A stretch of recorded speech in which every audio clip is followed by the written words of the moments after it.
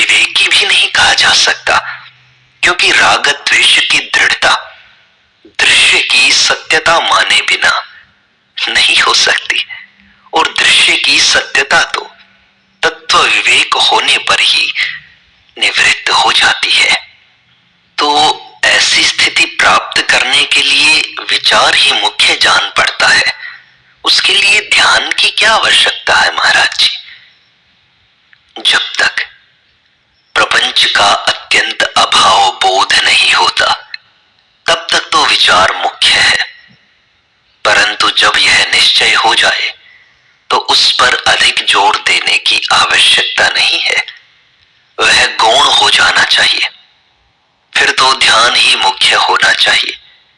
विचार से भी वृत्ति प्रपंच के अत्यंत अभाव को ग्रहण तो करती है, परंतु उस पर स्थिर नहीं रहती, किंतु ध्यान में उसमें स्थिरता आती है। यदि ध्यान आदि में न लगकर विवेक में ही लगा रहेगा तो उसे उसी का व्यसन हो जाएगा और वह जीवन मुक्ति के विशेष आनंद से वंचित रह जाएगा। इसी को शास्त्र वासना भी कहते हैं। महाराज जी, यह तो सिद्ध पुरुषों की स्थिति का वर्णन हुआ। अब यह बतलाइए कि साधक को यदि व्यापार में विक्षेप होता हो तो उसे व्यापार का त्याग करना चाहिए या विक्षेप की निवृत्ति का प्रयत्न करना चाहिए? साधक को व्यापार का संकोच करना ही आवश्यक है। विक्षेप के कारण को रखते हुए केवल विक्षेप की निवृत्ति करने का प्रयत्न ठीक नहीं है। व्यापार का संकोच होने से और विचार पर जोर रहने से स्वतः ही विक्षेप भी निवृत्त हो जाएगा, और यदि रोग आदि हो जाए तो उसकी चिकित्सा करानी चाहिए या उसे सहन करते रहना चाहिए? रोग हमें दबाना चाहता है, उससे हमारा विचार मंद भी पड़ जाता है, इसलिए उसकी निवृत्ति अवश्य करनी चाहिए। परंतु विचारवान पुरुष उसी के पीछे नहीं पड़ जाता। वह तो यही देखता है कि भयंकर दुख के समय भी उसका विचार तो नहीं छूटा। वह कभी हाय हाय करके प्राण नहीं देता, क्योंकि वह यह जानता है कि रोग उसका दास है। वह कैसा ही भय दिखलावे, डरावे, पर उसके ऊपर प्रभाव नहीं डाल सकता।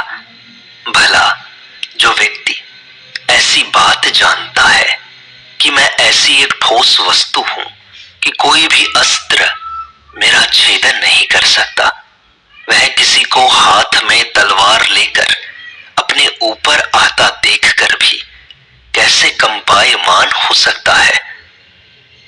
महाराज जी, जिसे बोध हो गया है, क्या उसे भी सत्संग आदि करने की इच्छा होती है? लोक में यह बात देखने में आती है कि पहलवान भले ही मरणासन्न हो जाए, वह जिस समय कहीं दंगल का समाचार पाता है तुरंत पहुंच जाता है। उसे वहां जाकर कुछ सीखना भी नहीं, तो भी उसे वहां जाए बिना नहीं रहा जाता। वह उसका स्वभाव है। इसी प्रकार जहां कहीं विचार की बात होती होगी, वहां जाने के लिए उसकी प्रवृत्ति होना स्वाभाविक ही है। उसे उसकी आवश्यकता नहीं होती, तो भी वह वहां जाए बिना नहीं रह सकता। तो महाराज जी, यह कब समझना चाहिए कि बोध की प्राप्ति हो गई है? जिसमें जीव ब्रह्म आदि किसी प्रकार का अहम भाव नहीं है, जो व्यवहार में सब कार्य ठीक ठीक करता है, किंतु परमार्थतः सबका अत्यंत अभाव देखता है, तथा जिसकी दृश्य में मिथ्यात्व बुद्धि भी निवृत्त हो गई है, उसे बोधवान समझना चाहिए। जिसके कुछ हुआ है अथवा कुछ नहीं हुआ है, ये दोनों ही भाव निवृत्त हो गए हैं, वह बोधवान है। कुछ हुआ है जैसे व्यवहार सत्ता में राग रहता है और कुछ नहीं हुआ है, इससे उसमें द्वेष रहता है। बोधवान में ये दोनों ही नहीं होते। कुछ नहीं हुआ, यह बात केवल जिज्ञासु के लिए कहता है, क्योंकि हुआ है अथवा नहीं हुआ है, ये दोनों ही भाव अहम बुद्धि को लेकर रहते हैं। प्रपंच हुआ है, यह भाव अनात्म बुद्धि से होता है, और नहीं हुआ है, यह आत्म बुद्धि से होता है।